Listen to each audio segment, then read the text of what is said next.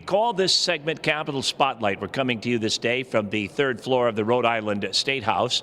We like to grab a member of the General Assembly for 5 minutes and talk to them about some of the things they've been working on and how it might impact all of us here in the Ocean State. It gives me a great deal of pleasure to welcome a gentleman we've talked to many times. It's good to have him back with us again this day, the Honorable State Representative Mike Chippendale. Representative, good to see you. Good to see you as well, Dave. Thank you for having me. Well, you have something interesting going on, especially we have kind of a inside interest being in the television field. Yes. You want to expand cable accessibility and internet accessibility in the community of Foster. Correct. You want to expand on that. What's been happening there, and where does that all stand?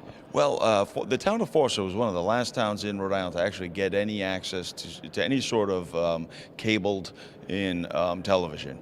And then with the advent of adding internet and phone services to what was always referred to as cable through fiber optics, etc., eventually Foster did get caught up to an extent. However, there are still areas in my town that do not have access to either fiber optic services or cable services. So let me ask you this. This might be a little unfair, but do you know like what percentage we're talking about of the community that may not have access currently? That's a great question, and it's one that I've tried very hard to put numbers to, but I can't because it's so oddly set up where one particular road may have service halfway down the road or on just the south side of the road that I've been unable to put a number to it. But I think I'm estimating that it is in the neighborhood of about 8% of the town that does not have cable TV. And I know too that you've on your own tried to communicate with these companies and try to facilitate something. I presume you've been stonewalled.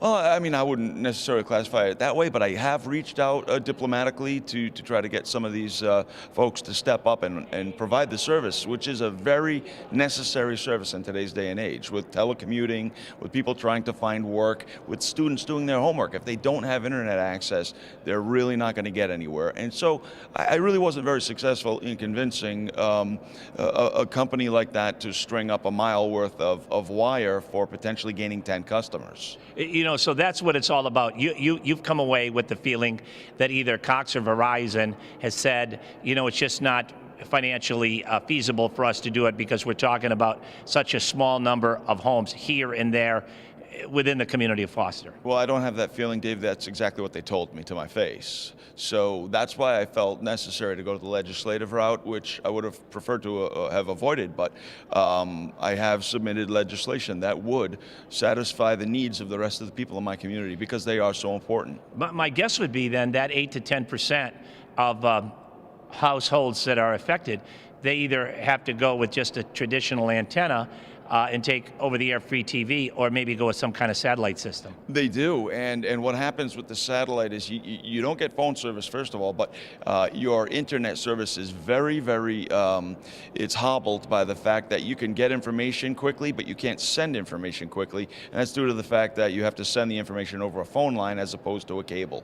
So it's much slower, it's a lot more tedious, and in many cases unworkable for folks. You know, I could understand how these companies would say, you know, it really is cost prohibitive, but boy, they would certainly be able to make hay in terms of public relations and doing good for the community. Of course, Dave, and if you think about it, run a mile of road in Foster that has 10 houses to a mile of road in Providence that has potentially 10,000 customers, and the cost in Foster will amortize out in about 3 months, and they'll have their money back. Well, Representative Chippendale, one other thing I want to talk to you before you have to skedaddle centers around some legislation that you want to do away with or phase out the automobile excise tax. Where does that stand? Correct. Well, you know, when I first came into the General Assembly, 2010 is the year I ran. That happens to be the year when the original tax phase out for automobiles, the program was cut completely, and that literally crippled my town and the towns in my district, and it really impacted taxpayers in their pocketbooks with these big tax bills for their automobiles. So what I'm doing is attempting to revive that program. I don't see it as an easy task, but I believe it's the right thing to do to get that back on track, because nothing is infuriating folks more right now than the lack of jobs and the overtaxation. I got to believe that the Automobile Dealers Association must love that idea. Well, you know, there is a broad base of support among folks who are most affected by this.